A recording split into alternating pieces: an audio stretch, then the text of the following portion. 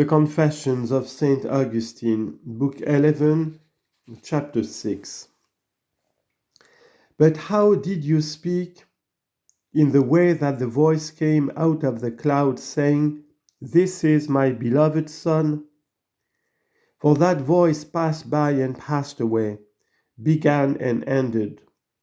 The syllable sounded and passed away, the second after the first, the third after the second, and so forth in order, until the last after the rest, and silence after the last.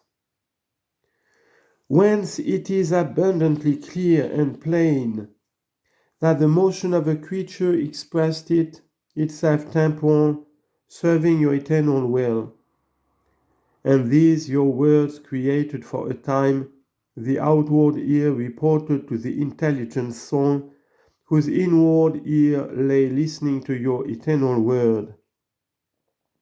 But she compared these words sounding in time with that your eternal word in silence, and said, "It is different, far different.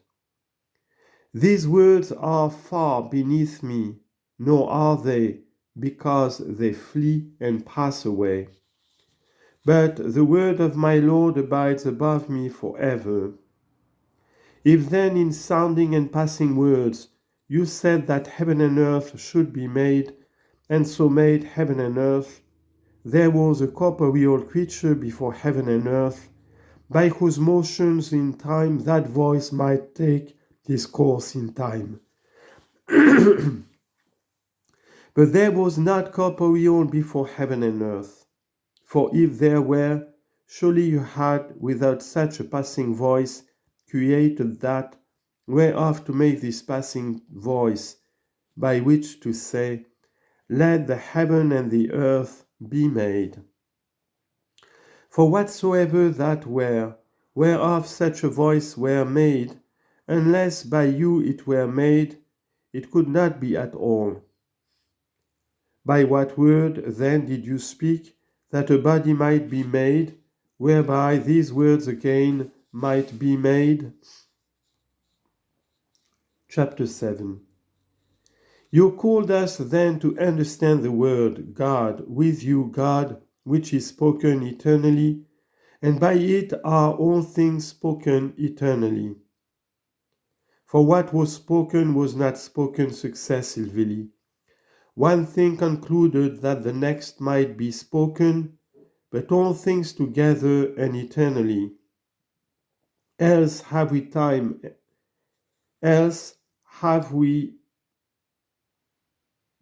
and change, and not a true eternity or true immortality. This I know, O my God, and give thanks. I know I confess to you, O Lord, and with me there knows and bless you, whoso is not unthankful to a sure truth.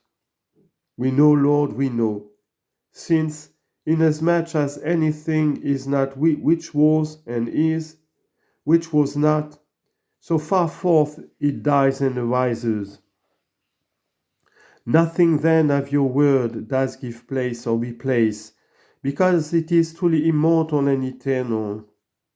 And therefore, until the word co-eternal with you, who do at once and eternally say all that you do say, and whatever you say shall be made, is made, nor do you make, otherwise than by saying, and yet are not all things made together, or everlasting, which you made by saying.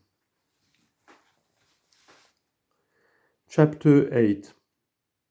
Why, I beseech you, O Lord my God, I see it in a way, but how to express it I know not, unless it be that whatsoever begins to be and leaves off to be, begins then and leaves off then, when in your eternal reason it is known that it ought to begin or leave off, in which reason nothing begins or leaves off. This is your word, which is also the beginning, because also it speaks unto us. Thus in the gospel he speaks through the flesh, and this sounded outwardly in the ears of men, that it might be believed and sought inwardly and found in the eternal verity, where the good and only Master teaches all his disciples. There, Lord, hear I your voice speaking unto me, because he speaks us, who teaches us. But he that teaches us not, though he speaks to us, he speaks not. Who now teaches us but the unchangeable truth? For even when we are admonished through a changeable creature, we are but led to the unchangeable truth, where we learn truly, while we stand and hear him, and rejoice greatly because of the bridegroom's voice, restoring us to him from whom we are. And therefore the beginning, because unless it abided there should not, when we went astray, be whither to return. But when we return from error, it is through knowing, and that we may know, he teaches us, because he is the beginning and speaking unto us.